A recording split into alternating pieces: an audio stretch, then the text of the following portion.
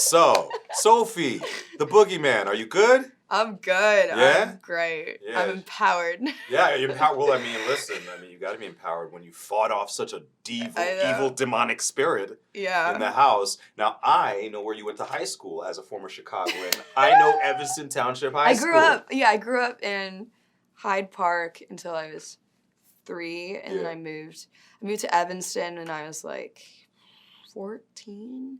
And then I went to Chicago Academy for the Arts. Okay, so you went from the south side to the north side. Yeah.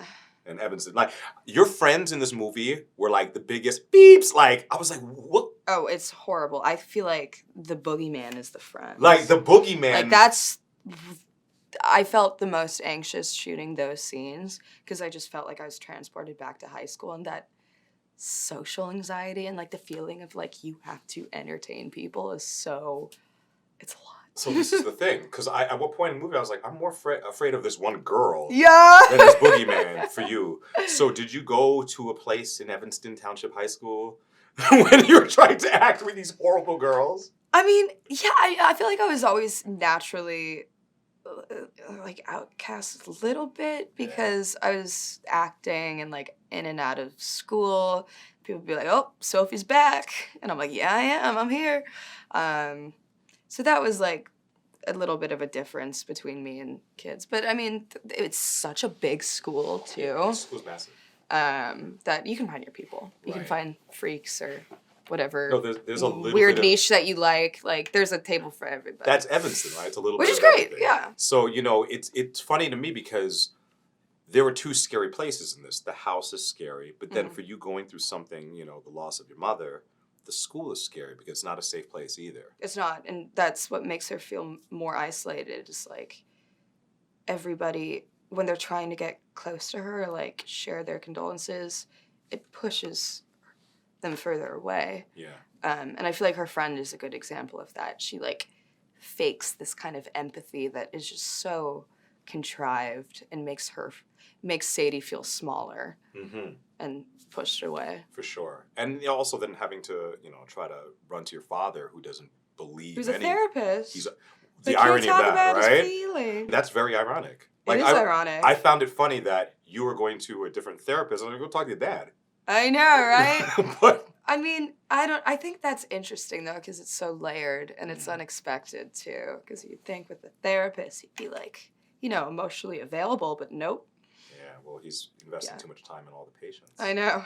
When you do a scary movie, sometimes you got to cleanse your palate, or else you go home and, I don't think, were you actually opening your closets going, is everything but like, how did you cleanse your palate from being in that like fight or flight place to being into a calm place? I watched a lot of BoJack. I've seen.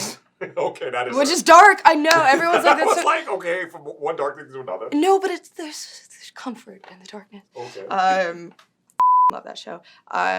Brought my sister Ellie, brought my sister Emma, like during different weeks, just so I had somebody that I was really close with to ground me, Sure. Music was always the biggest thing. It was like BoJack and what other shows did I watch? Some reality TV, because I've gone down that dark hole recently. Sure. Love is Blind. I've seen it all. What I need is more Love in the Spectrum. Okay. That show is so... That's like the perfect comfort watch. I'm a 90 Day Fiancé guy. Oh. I go real trash. I actually haven't seen that. Yeah, that's so maybe that's new. That's super trash. And I heard that your playlists were incredible, that you were putting together playlists of music to try to immerse yourself into who Sadie was as a kid. What songs were on those playlists? Oh, I really have to like look back on it because Harold Budd was on it, Brian Eno, just a lot of ambient artists, but then a lot of different genres too. I really need to look back on it because it was like such a specific headspace. It wasn't exactly what she would be listening to, but it's what would get me there. Sure. Thank you. Awesome movie. Thank you. Very scary. Good. I'm glad he kicked ass. And by the way, your F-bomb at the end of the movie was like the greatest. What? I don't know, I'm trying to think. Like, I'm so glad. It was so dope. They tried to make me do ADR and without saying Oh, you. really? And I was like, there's no way. No, This is the time. The way you nailed the F-bomb, it's sick.